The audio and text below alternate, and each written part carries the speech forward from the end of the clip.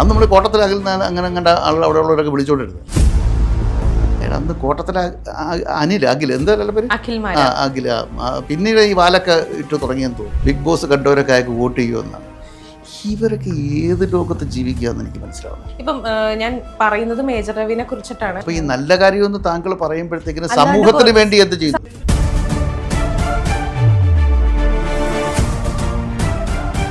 എനിക്കറിയാം, പേഴ്സണലി കുറച്ച് അറിയാവുന്ന ആളാണ്. എന്താണ് താങ്കളൊരു BJP കാരിയാണോ എന്ന് ഞാൻ ചോദിക്കുന്നില്ല. ആണെങ്കിലും എനിക്ക് കുഴപ്പമില്ല. പക്ഷെ തുറന്നങ്ങോട്ടൊരു കാര്യം കൂടെ പറയാം. BJP മുന്നോട്ട് വെക്കുന്നത് ഫാസിസ്റ്റ് വർഗീയ സംഭവമാണ്. ഒരു വർഗീയമായി ചിന്തിക്കുന്ന ഒരാൾക്ക് എങ്ങനെയാണ് ഈ വളരെ സിൻസിയറായിട്ട് ആത്മാർത്ഥതയോടുകൂടി നിങ്ങൾ അനുകൂലിക്കുന്നുണ്ടോ കേരള സ്റ്റോറിയെ?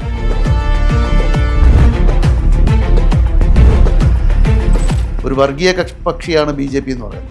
വർഗീയതയെ ഫാസിസ്റ്റ് കക്ഷിയാണ്. പക്ഷേ അവരിൽ കഷ്ടപ്പെട്ട് വർക്ക് ചെയ്ത് നിൽക്കുന്ന പലരെയും തഴഞ്ഞുകൊണ്ട് സ്വന്തം പേര് പോലും വോട്ടർ ലിസ്റ്റിലുണ്ടോ എന്ന് പോലും അറിയാത്ത ആളുകളൊക്കെ മത്സരിക്കാൻ ഇറങ്ങും. അത് മാത്രമല്ല, ഇവരുടെയൊക്കെ KB ഗണേഷ് കുമാർ, അദ്ദേഹം രാഷ്ട്രീയം എന്താണെന്ന് അറിഞ്ഞു വന്നൊരു വ്യക്തിയാണ്. അവർ കുറേ സിനിമയിൽ അഭിനയിച്ചു, കുറേ പുട്ടിയിട്ട് അഭിനയിച്ചു എന്നല്ലാതെ ആ പെൺകുട്ടി പറയുന്നതെന്ന് പറഞ്ഞാൽ പുള്ളിക്കുട്ടി പണ്ട് കലാതിലകമായിരുന്നെന്നോ. എൻ്റെ ഒറ്റ ചോദ്യം ഇത്രയേ ഉള്ളൂ, ഏറ്റുമാനൂരിൽ എത്ര പഞ്ചായത്തുണ്ട് എന്ന് മാത്രം ഒന്ന് ചോദിക്കാൻ പറ്റും. കിഴക്കമ്പലം സാബുവിൻ്റെ കെയർ ഓഫിൽ ഒരു പുതിയൊരു താരസംഘടന അല്ലെങ്കിൽ TV സീരിയൽ ഒന്നും അല്ലാതെ അതിനപ്പുറം എന്താ പറയുന്നത്? സ്ത്രീകളെ അങ്ങനെ നിർത്തുന്നത്, ഒരു നടി ആ ഒരു കാറ്റഗറിയിലുള്ള ആൾക്കാരെ നിർത്തുന്നത് അത് അവരുടെ ഒരു ടെക്നിക്കായിട്ട് തോന്നുന്നുണ്ട്. ഇതൊരു ടെക്നിക്ക്, ഇതൊന്നും ടെക്നിക്കൊന്നും അല്ല. ഇതൊക്കെ ഫൂളറിയാ. അത് വേറൊരാളത്തെ നിർത്തിയിട്ടുണ്ടല്ലോ.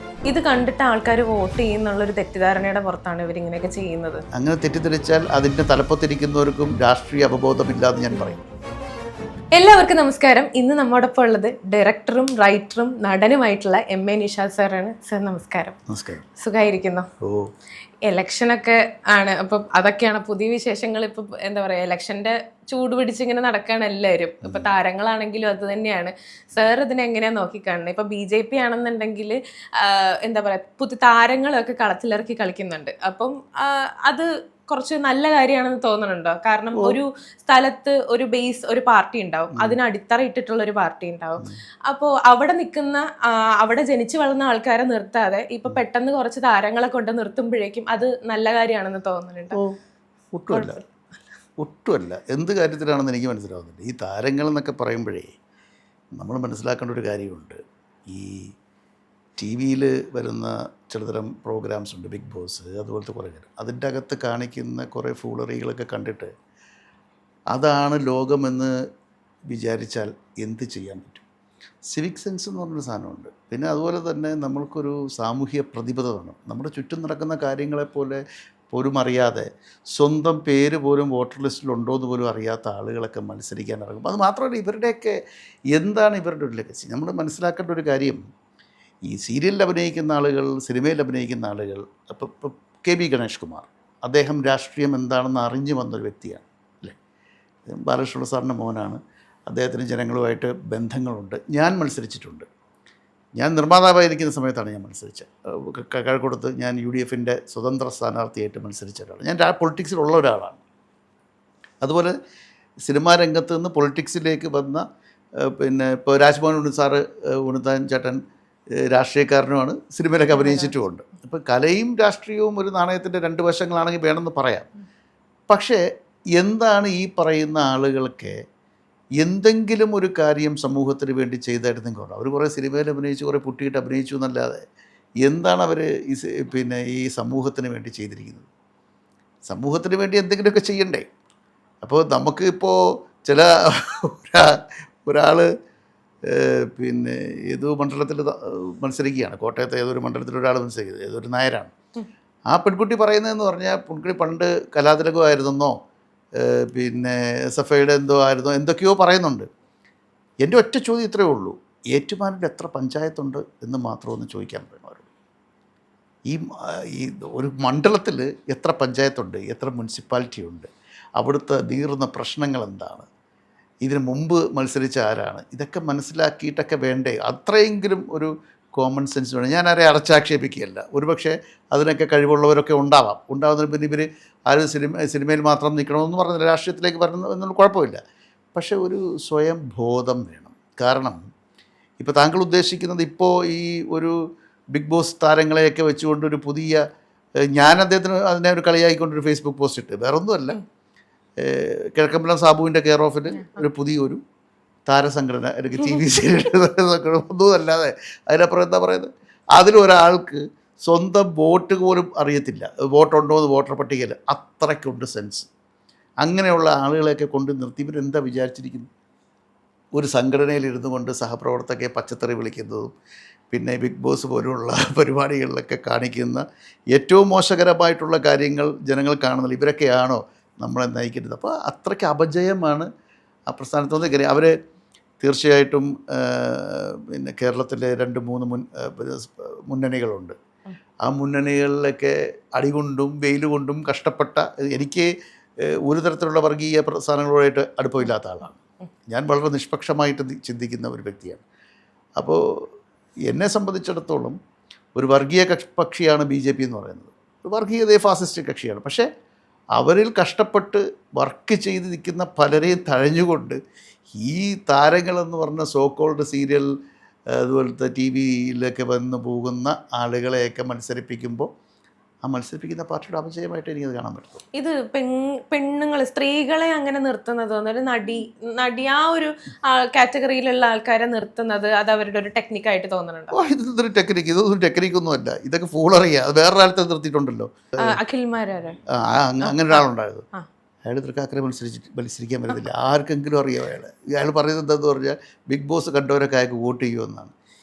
ഇവരൊക്കെ ഏത് ലോകത്ത് ജീവിക്കുകയെന്ന് എനിക്ക് മനസ്സിലാവുന്നില്ല. ഇയാൾ എൻ്റെ നാട്ടിൽ കോട്ടത്തല എന്ന് പറഞ്ഞ സ്ഥലത്താണ് ഇയാൾ ഉള്ളത്. അയാൾ അന്ന് കോട്ടത്തല അഖിൽ എന്തായാലും പേര് അഖില, പിന്നീട് ഈ വാലൊക്കെ ഇട്ട് തുടങ്ങിയെന്ന് തോന്നുന്നു.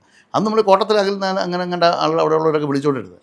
അപ്പോൾ അങ്ങേരെയൊക്കെ ഇപ്പോൾ വന്നിട്ട് തൃക്കാക്കരെ വന്നിട്ട് ഈ നമ്മുടെ ഈ ബിഗ് ബോസ് കണ്ടവരൊക്കെ വോട്ട് ചെയ്യുമെന്ന് പറഞ്ഞാൽ മലയാളികളെ അത്രമാത്രം ഇവർ അണ്ടർ എസ്റ്റിമേറ്റ് ചെയ്ത് കഴിഞ്ഞല്ലോ എന്ന് പറയുമ്പോൾ. കേരളം എന്ന് പറഞ്ഞാൽ എന്താണെന്ന് അറിയാം. കേരളം എന്തുകൊണ്ടാണ് മറ്റ് സംസ്ഥാനങ്ങളിൽ നിന്ന് വ്യത്യസ്തമായി നിൽക്കുന്നത്? കേരളത്തിന് മതനിരപേക്ഷയുണ്ട്, മതേതരത്വമുണ്ട്. നമ്മൾ ഓക്കിയായാലും നിപ്പോ ആണെങ്കിലും പ്രളയമാണെങ്കിലും കോവിഡ് ആണെങ്കിലും എന്ത് വന്നാലും ശരി ഒന്നിച്ച് നിന്ന് നമ്മൾ, അവിടെ രാഷ്ട്രീയമൊന്നും ഇല്ല, അവർ ഒറ്റക്കെട്ടായിട്ട് നിന്നാണ് നമ്മൾ പിന്നെ അത് നേരിട്ടുകൊണ്ടിരുന്നത്. പക്ഷേ ഇവർ എന്ത് അടിസ്ഥാനത്തിലാണ് ഇവർക്ക് ഇങ്ങനെയൊക്കെ ഒരു ചിന്ത വന്നതെന്ന് എനിക്കറിയില്ല. കേരളത്തെ അവർ അണ്ടർ എസ്റ്റിമേറ്റ് ചെയ്യുന്നു. കേരളത്തിലെ ജനങ്ങൾ എന്ന് പറഞ്ഞാൽ അവർ പൊളിറ്റിക്കലി അവെയർഡാണ്. അവർക്കറിയാം, അവർക്ക് നല്ല അവയർനെസ് ഉണ്ട്, ആരാണ് ഹൂ ഈസ് ഹൂ എന്ന് വളരെ വ്യക്തമായിട്ട് അറിയാം. അങ്ങനെയുള്ളവർ മാത്രമേ വിജയിക്കത്തുള്ളൂ, യാതൊരു സംശയമില്ല. ഇപ്പം ഞാനൊരു പാർട്ടിയെ ആക്ഷേപിക്കാനോ ഒന്നുമല്ല. ഇപ്പം പിന്നെ അതിലും ഭേദം കിഴക്കമ്പലം സാബു നേതൃത്വത്തിൽ മത്സരിക്കുന്നതായിരുന്നു. ഒന്നുമില്ലെങ്കിൽ അയാൾ കുറേ നാളായിട്ട് ഇങ്ങനെ പല സ്ഥലങ്ങളിലും എന്തെല്ലാം കാര്യം. പക്ഷേ ഇതുപോലുള്ള ആളുകളെയൊക്കെ കെട്ടിയിറക്കുമ്പോൾ ഇത് എന്തുവാണ് ഇവർ വിചാരിക്കുന്നത് അറിയത്തില്ല. ഭയങ്കര ഇതൊരു കോമഡി ഷോ ആയിട്ടാണ്. ഇത് കണ്ടിട്ട് ആൾക്കാർ വോട്ട് ചെയ്യുന്നുള്ളൊരു തെറ്റിദ്ധാരണയുടെ പുറത്താണ് ഇവരിങ്ങനെയൊക്കെ ചെയ്യുന്നത്. അങ്ങനെ തെറ്റിദ്ധരിച്ചാൽ അതിൻ്റെ തലപ്പത്തിരിക്കുന്നവർക്കും രാഷ്ട്രീയ അവബോധമില്ലാതെ ഞാൻ പറയും. ഇപ്പോൾ രാഷ്ട്രീയത്തിൽ സിനിമയിൽ നിന്ന് വരുന്നവരോ അല്ലെ കലാകാരന്മാരോ ഒരു കാരണവശാലും മാറ്റി നിർത്തേണ്ട കാര്യമില്ല. ഇപ്പോൾ ONV കുറുപ്പ് സാറിനെ പോലുള്ളവരൊക്കെ മത്സരിച്ചിട്ടുള്ളതല്ലേ, അതൊക്കെ തികഞ്ഞ കലാകാരന്മാരാണ്. അപ്പോൾ അതിലൊന്നും തെറ്റില്ല. അതിപ്പോൾ ഒരു നടനായതുകൊണ്ട് ഇപ്പോൾ BJP സുരേഷ് ഗോപിയെ മത്സരിപ്പിച്ചു, സുരേഷ് ഗോപി പാർലമെൻറ്റ് അംഗമായില്ലേ, നടനല്ലേ. പിന്നെ അദ്ദേഹം പറയുന്ന കാര്യങ്ങളെ പറ്റിയൊക്കെ നമുക്ക് പിന്നെ ഡിബേറ്റബിളാണ്, നമ്മൾ സംസാരിക്കേണ്ട കാര്യമില്ല. അതൊരു ട്രോൾ എലമെൻ്റ് ആയിക്കൊണ്ടിന്ന് കേരളത്തിൽ അങ്ങോട്ടും പോയിക്കൊണ്ടിരിക്കുന്ന സാധനങ്ങൾ. അതിനെപ്പറ്റി ഞാൻ കമൻറ്റ് ചെയ്യാനാവില്ല. ഒന്നാമത് ഞാൻ പുള്ളിയെ വിമർശിക്കുന്നത് ഭയങ്കര പരാതിയുണ്ട്, അതിലേക്ക് ഞാൻ പോകുന്നില്ല. അത് വേണ്ട, അതിലേക്ക് ഞാൻ പോകുന്നില്ല. കാരണം ഞാൻ പറഞ്ഞു, സത്യസന്ധമായി പറഞ്ഞു. പിന്നെ വെറുതെ എന്തിനും ആവശ്യമില്ലാത്ത കാര്യങ്ങൾ. അത് ഒന്നത് കൃഷ്ണകുമാർ മത്സരിച്ചില്ലേ, BJPയുടെ സ്ഥാനാർത്ഥിയല്ലായിരുന്നു കൃഷ്ണകുമാർ. പിന്നെ സംവിധായകൻ രാജസേനൻ മത്സരിച്ചില്ലേ. അവർക്ക് BJPയുടെ സ്ഥാനാർത്ഥിയായിട്ട് അവർ BJPയിലേക്ക് വന്നു. BJP വന്ന് പിന്നെ കുറച്ചാളെങ്കിലും പ്രവർത്തിച്ചു. അതിനുശേഷമാണ് അവരത്. ഇതിപ്പോൾ ഓൾ ഓഫ് എ സഡൻ നമ്മുടെ ഈ പരസ്യങ്ങളിലൊക്കെ ആളുകളെ കൊണ്ട് നിർത്തുന്നത് പോലെ, ശരി, സ്വർണ്ണക്കട ഉദ്ഘാടനത്തിനൊക്കെ അംബാസഡറൊക്കെ അവരുടെ യോഗ്യത ഉണ്ടോ? അതല്ല ആൾക്കാരെ ഈ സെലിബ്രിറ്റീസിനെ കൊണ്ടുവരുമ്പോൾ അവരെ നമ്മൾ ഇഷ്ടപ്പെടുന്നുണ്ടല്ലോ എന്ന് വിചാരിച്ചിട്ടായിരിക്കും ആ ഒരു പ്രൊഡക്റ്റിന് അങ്ങനെ അവര് ചെയ്യുന്നത്. അപ്പൊ അതുപോലെയൊക്കെയാണോ ഇവരിങ്ങനെ? അതെ, ഒന്നാമതേ ആ ഒരു കിഴക്കമ്പലം സാബുവിൻ്റെ ഒരു പാർട്ടി എന്ന് പറഞ്ഞാൽ ഒരു അരാഷ്ട്രീയവാദി ഉള്ള പാർട്ടിയാണ്, നോൺ പൊളിറ്റിക്കലാണ്. പക്ഷേ കേരളത്തിലെ ജനങ്ങൾ പൊളിറ്റിക്കലാണ്. അതാണ് വ്യത്യാസം. ഈ ചെറുപ്പക്കാർ പിള്ളേരൊക്കെ അവർക്ക് അറിഞ്ഞൂടെ കാര്യങ്ങൾ എന്താണ്. ഇവരവരെ ഒന്നും അണ്ടർ എസ്റ്റിമേറ്റ് ചെയ്യാൻ പാടില്ല. ഇപ്പോൾ മേജർ രവി ആണെന്നുണ്ടെങ്കിലും പിഷാരടി ആണെന്നുണ്ടെങ്കിലും മത്സരിക്കുന്നുണ്ട്. അപ്പോൾ ഇവരൊക്കെ എന്താ പറയുക, കുറച്ച് നല്ല കാര്യങ്ങളൊക്കെ ചെയ്യുന്നുണ്ട്. അല്ല, നല്ല കാര്യത്തിനേക്കാൾ ഉപരിയായിട്ട് പിഷാരടി ആണെങ്കിലും മേജർ രവി പണ്ട് പോലെ പറഞ്ഞിട്ടുണ്ട് പുള്ളി സംഘപരിവാർ അനുകൂലിയാണ്. പിന്നെ ഒരു സമയത്ത് കോൺഗ്രസിലേക്ക് ചാടി, പിന്നെ തിരിച്ച് വീണ്ടും ഇവിടെ വന്നു. മേജർ രവി അന്നും ഇന്നും സംഘപരിവാറുകാരനാണെന്നും BJP പിന്നെ രാഷ്ട്രീയത്തിൽ വിശ്വസിക്കുന്ന ആളാണെന്നും മോഡിയാണ് അദ്ദേഹത്തിൻ്റെ നേതാവാണെന്നും മേജർ രവി പറഞ്ഞിട്ടുള്ളതാണ്. നേരത്തെ അദ്ദേഹം അത് കാണിച്ചിട്ടുള്ളൂ. ഓൾ ഓഫ് എ സഡൻ വന്നതല്ല. രമേശ് പിഷാരടി കോൺഗ്രസിൻ്റെ വേദികൾ കോൺഗ്രസിന് വേണ്ടി പ്രസംഗിച്ചിരുന്നു. കഴിഞ്ഞ തെരഞ്ഞെടുപ്പിലുമൊക്കെ കോൺഗ്രസ്സുകാരനാണെന്നും കോൺഗ്രസിന് വേണ്ടി പ്രവർത്തിച്ച ഒരാളാണ്. അപ്പോൾ ആ രണ്ടുപേർക്കും അത്രയെങ്കിലും പരിചയമുണ്ട്. നമ്മളിപ്പോൾ പറഞ്ഞു വന്ന അതല്ലല്ലോ. അതെ അതെ അതെ. അല്ല, ഇപ്പൊ ഇങ്ങനെ താരങ്ങളെ എടുത്ത് നിർത്തുമ്പോഴേക്കും ഇപ്പം ഞാൻ പറയുന്നത് മേജർ രവിനെ കുറിച്ചിട്ടാണ്. സാറിന്റെ കുറെ കാര്യങ്ങൾ, നല്ല കാര്യങ്ങൾ നമുക്കറിയാം. ഈ നല്ല കാര്യമെന്ന് താങ്കൾ പറയുമ്പോഴത്തേക്കിന് സമൂഹത്തിന് വേണ്ടി എന്ത് ചെയ്യും? സമൂഹത്തിന് എനിക്കറിയാം, പേഴ്സണലി കുറച്ച് അറിയാവുന്ന ആളാണ്. അപ്പോൾ കുറെ പേരെ സഹായിച്ചിട്ടുണ്ട് ആള്. അപ്പം അങ്ങനെ എനിക്ക് കുറച്ച് റെസ്പെക്ട് ഉള്ള ഒരാളാണ്. ഇത് മാത്രം അല്ലാണ്ട് ഒരു റെസ്പെക്ട് ഉള്ള ഒരു മനുഷ്യനാണ്. അപ്പോൾ ഇതിപ്പോ BJP-യിലാണ് എന്ന് പറഞ്ഞിട്ട് അവരെ അത് ആ പാർട്ടിയാണ്, അപ്പൊ പിന്നെ അവർക്ക് വോട്ടൊന്നും കൊടുക്കണ്ട എന്നുള്ള രീതിയിലേക്ക് പോകുന്ന ഒരു തോട്ടും ആൾക്കാരിൽ ഇപ്പം ഇല്ലേ? അതായത് താങ്കളൊരു BJP-കാരിയാണോ എന്ന് ഞാൻ ചോദിക്കുന്നില്ല. ആണെങ്കിലും എനിക്ക് കുഴപ്പമില്ല. പക്ഷേ തുറന്നങ്ങോട്ടൊരു കാര്യം കൂടെ പറയാം. കേരളം ഒരിക്കലും വർഗീയതയെ പാലൂട്ടി വളർത്തിയിട്ടില്ല. BJP മുന്നോട്ട് വെക്കുന്നത് ഫാസിസ്റ്റ് വർഗീയ സംഭവമാണ്. മനസ്സിലായില്ലേ? ഒരു പട്ടാളക്കാരനായിട്ടിരിക്കുമ്പോൾ അയാളൊരു മതേതരവാദിയായിരിക്കും. India is a democratic country. India is a secular country. ഇവിടെ മുസ്ലിമും ഹിന്ദുവും ക്രിസ്ത്യനും പാഴ്സിയും സിഖുമൊക്കെ ഒറ്റക്കെട്ടായിട്ട് നിൽക്കുന്നവരാണ്. അപ്പോൾ ഒരു വർഗീയമായി ചിന്തിക്കുന്ന ഒരാൾക്ക് എങ്ങനെയാണ് ഈ വളരെ സിൻസിയറായിട്ട് ആത്മാർത്ഥതയോടുകൂടി ഞാൻ ഒന്നിലുമില്ല, ഞാനൊരു മതേതരവാദിയാണ്, ഞാൻ മതനിരപേക്ഷയിൽ വിശ്വസിക്കുന്നവനാണ്, എൻ്റെ മുന്നിൽ പിന്നെ ഹിന്ദുവും മുസൽമാനും ക്രിസ്ത്യാനിയും എല്ലാം ഒന്നാണ് എന്ന് ചിന്തിക്കാൻ പറ്റുന്നത്? ഒരു വർഗീയത മനസ്സിൽ കൊണ്ടുനടക്കുന്ന ഒരു വർഗീയ പ്രസ്ഥാനത്തിൻ്റെ, ഒരു ഫാസിസ്റ്റ് ശക്തിയുടെ കൊടക്കീഴിൽ നിൽക്കുന്ന ഒരാൾക്ക് എങ്ങനെ ഞാൻ ഇന്ത്യയുടെ പട്ടാളക്കാരനായിരുന്ന ഒരാൾ അങ്ങനെ ചിന്തിക്കാൻ പാടുണ്ടോ? നിങ്ങളൊരു കാര്യം മനസ്സിലാക്കണം. നിങ്ങൾ ഒരു ഗവൺമെൻറ്റിൻ്റെ ഉദ്യോഗസ്ഥയായിട്ട് അല്ലെങ്കിൽ ഉദ്യോഗസ്ഥനാവുമ്പോൾ നെപ്പോട്ടിസം എന്ന് പറയുന്നൊരു കാര്യം പാടില്ല. വർഗീയപരമായി ചിന്തിക്കാൻ പാടില്ല. തൻ്റെ മുന്നിൽ വരുന്ന ഫയലുകളിൽ അവൻ്റെ മതം നോക്കാൻ പാടില്ല. തൻ്റെ മുന്നിൽ വരുന്ന ഫയലുകളിൽ അവൻ പാമരനാണോ പണ്ഡിതനാണോ എന്ന് നോക്കാൻ പാടില്ല. അവനെ മനുഷ്യനായി കാണണം, ഇന്ത്യയിലൊരു പൗരനായി കാണണം. അങ്ങനെ ഇന്ത്യയിലൊരു പൗരനായിട്ട് കാണാതെ പാർശ്വവൽക്കരിക്കപ്പെടാൻ മുമ്പിൽ കൊള്ളുന്നൊരു രാഷ്ട്രീയ പ്രസ്ഥാനത്തിൻ്റെ ഭാഗമായി നിൽക്കുന്ന ഒരാളോട് എനിക്കൊരിക്കലും നിങ്ങൾ പറയുന്ന ഒരു സോ കോൾഡ് മമതയില്ല. താങ്കളുടെ BJP അല്ലെങ്കിൽ താങ്കളുടെ സംഘപരിവാർ ബോധം ചിലപ്പോൾ ഇഷ്ടപ്പെട്ടില്ല എന്ന് വരും. അല്ല, അങ്ങനെയല്ല. എനിക്കങ്ങനെ മേജർ സാറിനെ എനിക്ക് അപ്പോൾ താങ്കളുടെ ചോദ്യം BJP ആയതുകൊണ്ട് വോട്ട് കൊടുക്കണ്ട എന്ന് പറയുമ്പോൾ അങ്ങനെ ഒരു ചിന്തയൊക്കെ കേരളത്തിലെ ജനങ്ങൾക്ക് എന്താണ് BJP ചെയ്യുന്നതിനെ പറ്റി വ്യക്തമായ ധാരണയുണ്ട്. അപ്പോൾ നമ്മൾ ഏത് ചാനൽ ഡിസ്കഷനിലും വെളുപ്പിക്കാൻ നോക്കിയാലും കേരളത്തിലെ ജനങ്ങൾക്കറിയാം എന്താണെന്നുള്ളത്. അതുകൊണ്ടാണ് ഇവിടെ BJP വരാത്തത്. ഇപ്പൊ പല സിനിമാ താരങ്ങളും ഇപ്പൊ ഞാൻ ഇടതുപക്ഷ അനുകൂലിയാണ് എന്നുള്ളത് വളരെ ഇതായിട്ട് വിസിബിളായിട്ട് തുറന്ന് പറയാറുണ്ട്. പക്ഷെ വേറെ പാർട്ടികളിലുള്ള ആൾക്കാർ അല്ലെങ്കിൽ ആ ഒരു അനുഭവത്തോടു കൂടിയുള്ള ആൾക്കാർ മനഃപൂർവ്വം പറയാതിരിക്കും. എന്തുകൊണ്ടാണ് ഇവർ ഇടതുപക്ഷമായതുകൊണ്ട് അങ്ങനെ പറയുന്നത്? അല്ലെങ്കിൽ അവർക്കൊരു പേടിയില്ലാതെ അവർ പറയുന്നത്? പേടിയില്ലാത്ത കാര്യം മതനിരപേക്ഷ ഉയർത്തിപ്പിടിക്കുന്നതുകൊണ്ടാണ്. മനസ്സിലായില്ലേ? ഇടതുപക്ഷമാണെന്ന് ഉറക്കെ പറയും. ഇപ്പോൾ ഈ നെഹ്റുവിയൻ ആദർശങ്ങൾ പിന്തുടർന്ന ഏതൊരു വ്യക്തിയും, അവൻ കോൺഗ്രസ്സുകാരനാണെങ്കിലും പിന്നെ ഇടതുപക്ഷക്കാരനാണ്. നെഹ്റുവിൻ ആദർശം പിന്തുടർന്നവൻ ഇടതുപക്ഷക്കാരനാണ്. എന്താണ് നെഹ്റുവിൻ്റെ ആദർശം എന്നറിയാമല്ലോ അല്ലേ? വർഗീയതയില്ല, സെക്കുലറിസമാണ്. ശാസ്ത്രത്തിനെ കൂടുതൽ ഇതാക്കി നെഹ്റു കൊണ്ടുവന്നിട്ടുള്ള ഒരുപാട് കാര്യങ്ങളില്ലേ? അപ്പോൾ സ്വാഭാവികമായിട്ടും അതൊക്കെ മനസ്സിലാക്കാനുള്ള ബുദ്ധിയും വിവേകവും കേരളത്തിലെ ജനങ്ങൾക്കുണ്ട്. അങ്ങനെ വരുമ്പോൾ അവർ ഇതുപോലെയുള്ള രാഷ്ട്രീയ പ്രസ്ഥാനങ്ങളോട് മുഖം തിരിച്ചു നിൽക്കുകയും ഞാനൊരു കോൺഗ്രസ്സുകാരനാണെന്ന് പറയാൻ ആർക്കും മടിയില്ല, ഞാനൊരു ഇടതുപക്ഷക്കാരനാണെന്ന് പറയാനും ആർക്കും മനസ്സിലില്ല, ഞാൻ BJP-കാരനാണെന്ന് പറയാൻ ആൾക്ക് ബുദ്ധിമുട്ട് എന്താണെന്നുള്ളത് ഇപ്പോൾ കുട്ടിക്ക് മനസ്സിലായില്ലേ? മനസ്സിലായോ? മനസ്സിലായില്ല. അതായത് എന്തുകൊണ്ടാണ് ഞാനൊരു BJP-കാരനാണെന്ന് പറയാൻ മടിക്കുന്നത്? ചിലരുണ്ട്, ഞാൻ BJP അല്ല കേട്ടോ, പക്ഷേ ഞാൻ മോഡിയെ ഭയങ്കര ഇഷ്ടമാണ്. അങ്ങനെ പറയേണ്ട കാര്യമില്ല. ഞാൻ BJP-കാരനാണ്, ഞാൻ മോഡി, അങ്ങനെ പറഞ്ഞുകൂടെ അവർക്ക്? അതെന്തുകൊണ്ടാണ് പറയാത്തത്? അപ്പോൾ അവർക്ക് തന്നെ ഒരു വൈക്ലഭ്യമുണ്ട്. ഞാൻ കലാകാരന്മാരുടെ കാര്യമാണ് പറയുന്നത്, എല്ലാവരുടെയും അല്ല. BJP പോയ ഒരുപാട് പേരുണ്ട്. ഇപ്പോൾ പിന്നെ ഒത്തിരി ആളുകളുണ്ട് BJP പോയി ഇല്ലേ, സുരേഷ് ഗോപി മുതലും കൊണ്ട് ഒത്തിരി പേരുണ്ടല്ലോ. അത് അവർ ചങ്കൂറ്റത്തോടെ അവർ പറയണം. അങ്ങനെ പറയണമെന്ന് എൻ്റെ അഭിപ്രായം. നിങ്ങളൊരു BJPക്കാരനാണ്, നിങ്ങൾ വർഗീയതയെ ഉയർത്തിപ്പിടിക്കുന്നവരാണ്, നിങ്ങൾക്ക് സെക്കുലറിസത്തിൽ വിശ്വാസമില്ല, മതനിരപേക്ഷതയിൽ വിശ്വാസമില്ല, നിങ്ങളൊരു തീവ്ര ഹിന്ദുത്വ ചിന്തകളുമായി പോകുന്നവരാണ്, നിങ്ങളെ സംബന്ധിച്ചോളം ഫാസിസ്റ്റ് ചിന്തകളാണ് ഞങ്ങൾക്കുള്ളത് എന്ന് അങ്ങനെയുള്ളൊരു രാഷ്ട്രീയ പ്രസ്ഥാനത്തിൽ പ്രവർത്തിക്കുന്നതിൽ എനിക്ക് അഭിമാനമുണ്ടെന്ന് അവർ പറഞ്ഞാൽ എന്താ കുഴപ്പം? അത് പറയാനുള്ള ധൈര്യം കാണിക്കണ്ടേ? ചിലപ്പോൾ ഇനിയിപ്പം മാറ്റി നിർത്തപ്പെടുമോ എന്നുള്ളൊരു പേടി കൊണ്ടാണോ? സുഹൃത്തെ, അത് തന്നെയല്ലേ ഈ പറഞ്ഞുകൊണ്ടിരിക്കുന്നത്. മാറ്റി നിർത്തപ്പെടുന്നത് എന്തുകൊണ്ടാണ്?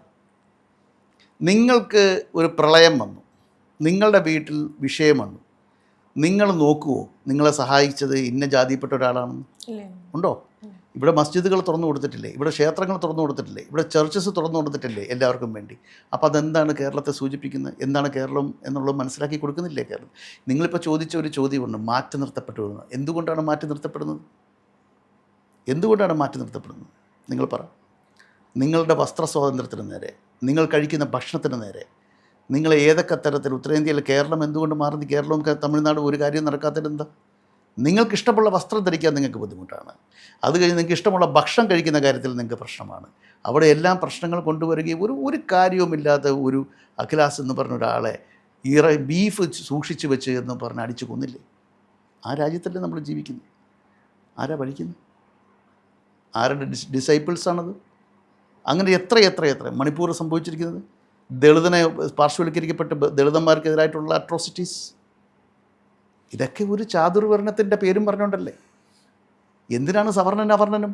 മനുഷ്യനായ പോലെ. ആ മനുഷ്യനെ പ്രതിനിധീകരിക്കുന്നതാണ് കോൺഗ്രസും ഇടതുപക്ഷമൊക്കെ. അപ്പോൾ സ്വാഭാവികമായിട്ടും മതേതരവാദികളായിട്ട് കേരളത്തിലെ ജനങ്ങളും തമിഴ്നാട്ടിലെ ജനങ്ങളും സൗത്ത് ഇന്ത്യൻസ് ആകപ്പാടെ അവരെ ചേർത്ത് നിൽക്കുന്നതിൻ്റെ കാര്യം അതാണ്. അല്ലാതെ ഈ രാഷ്ട്രീയ പ്രസ്ഥാനം, ഇപ്പോൾ ഞാനൊരു കാര്യം പറയും, ഇപ്പോൾ വാജ്പേയി ഉണ്ടായിരുന്നല്ലോ, ഇവിടെ എന്തെങ്കിലും പ്രശ്നം ഉണ്ടായോ? ഇല്ലല്ലോ. അപ്പോൾ തീവ്ര ഹിന്ദുത്വം ഉണ്ടായിരുന്നു അവർക്ക്? ഇല്ലായിരുന്നല്ലോ. വാജ്പേയി ഇവിടെ ഭരിച്ചിരുന്നല്ലോ. ഇവിടെ വാജ്പേയിയുടെ കീഴിൽ വാജ്പേയി മതേതരത്വത്തിന് ഒരു ഇമ്പോർട്ടൻസ് കൊടുത്തിരുന്നു, കാര്യം ഒരു റെസ്പെക്റ്റ് കൊടുത്തിരുന്നു. ഇപ്പോൾ അങ്ങനെയാണോ? അങ്ങനെയല്ല. അപ്പോൾ അങ്ങനെയൊക്കെയുള്ള ഒരുപാട് കാര്യങ്ങളുണ്ട്. അപ്പോൾ അത് ജനങ്ങൾക്കത് താല്പര്യമില്ല, ജനങ്ങൾക്കത് മനസ്സിലാക്കാനുള്ള കഴിവുണ്ട്. ഇത് പറയാൻ എനിക്കൊരു മടിയില്ല. എന്നെ സംബന്ധിച്ചിടത്തോളം ഞാൻ സംസാരിക്കുന്ന എൻ്റെ തലമുറയ്ക്ക് വേണ്ടിയില്ല, വരും തലമുറയ്ക്ക് വേണ്ടിയാണ്. കാരണം ഒരുപക്ഷെ എൻ്റെ ശബ്ദം ഒറ്റപ്പെട്ടതായി പോകും കുറേ നാളുകൾക്ക് ശേഷം. ഒരു ഫാസിസ്റ്റ് ഒരു ഗവൺമെൻറ്റിൻ്റെ കീഴിലാണ് ഞാനും നിങ്ങളുമൊക്കെ ജീവിക്കുന്നത്. അതിനകത്ത് കുറച്ചും കൂടി പ്രിവിലേജ് കിട്ടുന്നവരാണ് ഈ സോക്കോൾഡ് ആളുകൾ. എനിക്ക് ആ പ്രിവിലേജ് വേണ്ട. ഞാനൊരു ഇന്ത്യനാണ്, ഞാൻ എൻ്റെ നാടിനെ ഒരുപാട് സ്നേഹിക്കുന്നു, ഞാനൊരു മതേതരവാദിയാണ്. എന്നിലുള്ളത് മാനവരക്തമാണ്. എൻ്റെ വിശ്വാസങ്ങൾ എനിക്ക് വലുതായിരിക്കും, പക്ഷേ എൻ്റെ മുന്നിൽ നിൽക്കുന്ന ആളുടെ മതം നോക്കിയല്ല ഞാൻ സംസാരിക്കുന്നത്.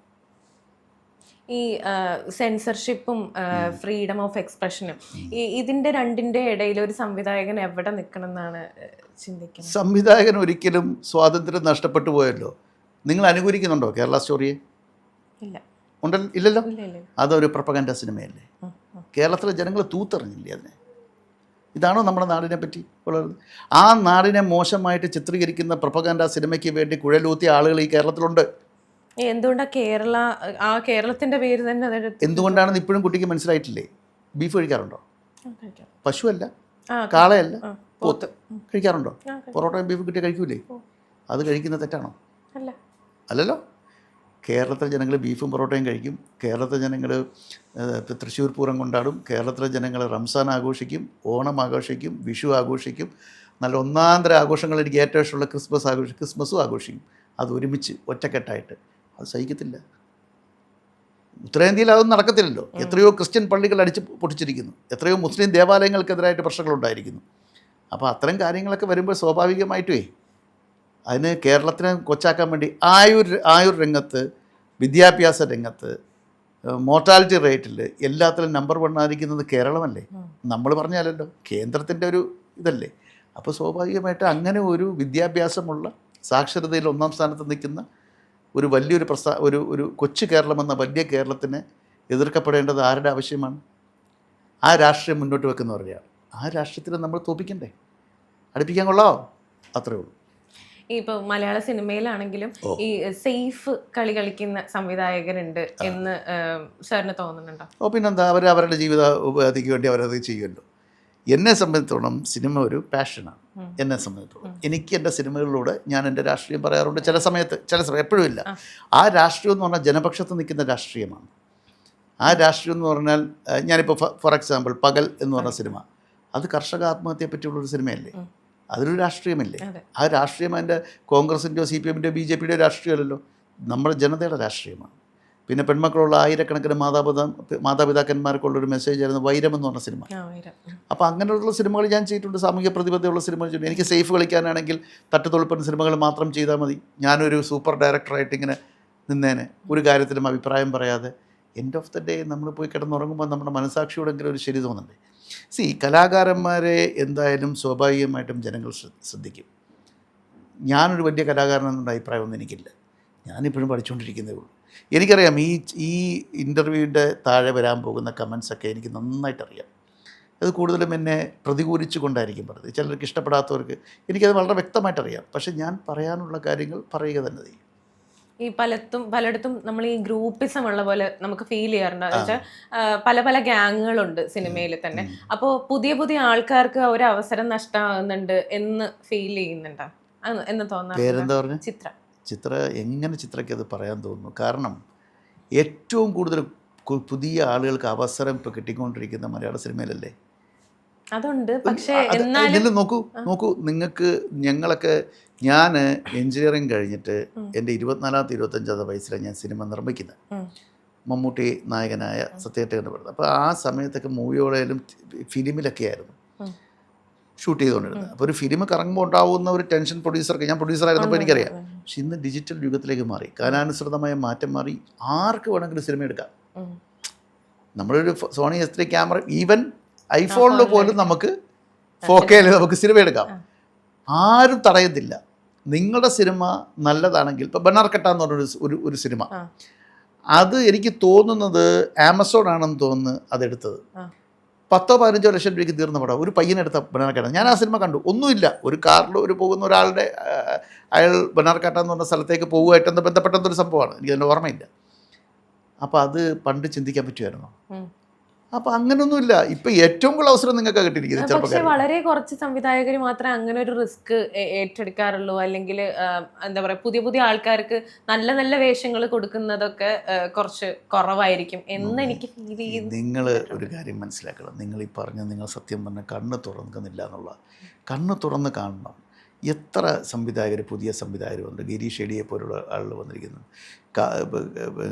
കളങ്കാവൽ എടുത്ത പയ്യൻ, ഇപ്പോൾ ഇറങ്ങിയ എത്രയോ പുതിയ പിള്ളേർ വന്നിരിക്കുന്നു, എത്രയോ ആക്ടേഴ്സ് വന്നിരിക്കുന്നു. നസ്ലിൻ വന്നിരിക്കുന്നു, സന്ദീപ് വന്നിരിക്കുന്നു, എത്ര മാത്യു വന്നിരിക്കുന്നു. ഇതൊക്കെ പുതിയ പിള്ളേരല്ലേ, പണ്ട് ചിന്തിക്കാൻ പറ്റുമോ? ഇപ്പം നസ്ലിൻ സൂപ്പർ സ്റ്റാർ ആയിട്ടോ ഇല്ലേ? എത്ര വയസ്സുണ്ട്? 10-26 വയസ്സേ കാണത്തുള്ളൂ അല്ലേ? അപ്പം എത്ര വെച്ചപ്പോൾ ഷെയ്ൻ നിഗം, അങ്ങനെ എത്രയോ ആർട്ടിസ്റ്റുകൾ വന്നിരിക്കുന്നു. പണ്ട് അങ്ങനെ ഒരു സ്പേസ് ഇല്ലായിരുന്നു, ഇപ്പോഴാണ് ഏറ്റവും കൂടുതൽ സ്പേസ് ഉള്ളത്. ഈ OTT ആ ഒരു പ്ലാറ്റ്ഫോം വന്നതിൽ പിന്നെ എന്താ കോൺട്രവേഴ്ഷ്യൽ ആയിട്ടുള്ള കണ്ടന്റ്സിന് കുറച്ചുകൂടി അക്സെപ്റ്റൻസ് ഉണ്ട് എന്നുള്ളത് തോന്നിയിട്ടുണ്ട്. അത് സോഷ്യൽ മീഡിയയിൽ കുറേ ഇങ്ങനെ ഷെയർ ചെയ്ത് പോകും, അതിൻ്റെ കുറേ ക്ലിപ്സും കാര്യങ്ങളും ഒക്കെ. ഇത് സിനിമേനെ ബെറ്റർ ആക്കിയോ അതോ ടോക്സിക് ആക്കുന്നുണ്ടോ? OTT പ്ലാറ്റ്ഫോം എന്ന് പറഞ്ഞാൽ ഇത് ഒരു 11-12 വർഷം മുമ്പ് കമലഹാസൻ പറഞ്ഞിട്ടുണ്ട്, നിങ്ങളുടെ വീട്ടിലിരുന്നു കൊണ്ട് നിങ്ങൾക്ക് സിനിമ കാണാൻ പറ്റുന്നൊരു അവസരം ഉണ്ടാവും. അന്ന് നമ്മൾ കുറേ പേര്, ഞാനല്ല കേട്ടോ, ഞാൻ അയാളെ ഒരുപാട് അഡ്മയർ ചെയ്യുന്ന ആളാണ്. കാര്യം സിനിമ പഠിക്കാൻ വേണ്ടി, ഇപ്പോൾ AI സാങ്കേതിക വിദ്യ പഠിക്കാൻ വേണ്ടി കമൽ സാർ അമേരിക്കയിൽ പോയി, മനസ്സിലായില്ലേ? അപ്പോൾ അന്ന് കമൽ സാറിൻ്റെ ഒരു പ്രത്യേകത എന്ന് പറഞ്ഞാൽ അദ്ദേഹം സിനിമ ഭക്ഷിച്ച് ജീവിക്കുന്ന ഒരാളാണെന്ന് പറയും. അപ്പോൾ അദ്ദേഹം അന്ന് പറഞ്ഞു നമ്മുടെ വീട്ടിലിരുന്നു കൊണ്ട്. അതുപോലെ തന്നെ മമ്മൂക്കായും ഈ കാര്യങ്ങളിലൊക്കെ ഭയങ്കര അപ്ഡേറ്റഡുമാണ്. അപ്പോൾ OTTയുടെ ഒരു പ്രത്യേകത എന്ന് പറഞ്ഞാൽ, നമുക്ക് ഈ കോവിഡ് കാലം വന്നപ്പോൾ ആ സമയത്ത് തിയേറ്ററിലൊന്നും പോകാൻ പറ്റാത്തപ്പോൾ OTT കുറച്ചും കൂടി പ്രചാരമായി ഇല്ലേ? നെറ്റ്ഫ്ലിക്സ്, ആമസോൺ അങ്ങനെ വന്നു കഴിയുമ്പോൾ യൂട്യൂബിലൂടെയും OTTയിലൂടെയും കേരളത്തിലെ ചെറുപ്പക്കാർക്ക് പ്രത്യേകിച്ച് അവരുടെ ഫിംഗർ ടിപ്സിലൂടെ ലോകത്തുള്ള എല്ലാ സിനിമകളും കാണാം, ലോകത്തുള്ള എല്ലാ വിഷയങ്ങളെ പറ്റി അവർക്കറിയാം. കൊറിയൻ സിനിമകളുടെ ആരാധകരായിരുന്നു ചെറുപ്പക്കാർ, കൊറിയൻ സിനിമകൾ. ഇത് ഈ കോവിഡിന് ശേഷം വന്നൊരു പ്രതിഭാസമാണ്. അപ്പം ലോകത്ത് ഈ OTT എന്ന് പറയുന്നത് ചിത്ര ഇവിടെ ഇരുന്ന പോലെ കാണുന്നത് ഉഗാണ്ടയിൽ ഇരുന്ന ഒരാൾ കാണുന്നുണ്ട്, അമേരിക്കയിൽ ഇരുന്ന ഒരാൾ കാണുന്നുണ്ട്. അപ്പം അത്തരം സിനിമകളോട് കിടപിടിക്കുന്ന സിനിമകൾ ചെയ്യാനും, ഇപ്പോൾ കോൺട്രവേഴ്സി എന്നല്ല, കുറച്ചും കൂടി തുറന്ന സമീപനത്തോടു കൂടി സിനിമകൾ ചെയ്യാൻ വേണ്ടി ഇവിടെ ആളുകൾ തയ്യാറായിരുന്നു. അത് എടുക്കാൻ ഈ പ്ലാറ്റ്ഫോംസും തയ്യാറായിരുന്നു. അവിടെ സെൻസറിങ് വേണ്ടല്ലോ, അതുകൊണ്ട് അങ്ങനെ സംഭവിക്കുന്നത്.